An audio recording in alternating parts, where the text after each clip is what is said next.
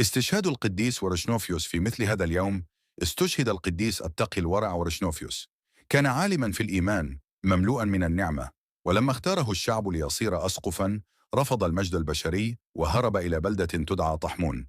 وورد في بعض المخطوطات أنها جلجمون، وربما المقصود دلجمون. وفي تلك البلدة استضافه أخوان مسيحيان محبان لله، وقضى الليل في بيتهما. وفي منتصف الليل ظهر له ملاك الرب في رؤيا، وأمره أن يذهب إلى الوالي ويعترف باسم المسيح. فلما استيقظ أخبر الأخوين بما رآه، فاتفقوا جميعا على الطاعة، وذهبوا سويا إلى الوالي، واعترفوا بإيمانهم علنا دون خوف. فأمر الوالي بتعذيبهم بشدة، ثم أخذهم معه إلى سنهور، وهناك نالوا عذابات أخرى. وبعدها نقلهم إلى مدينة صا، حيث جمع عددا من المعترفين بالمسيح، وقرأ عليهم أمر الملك بعبادة الأوثان.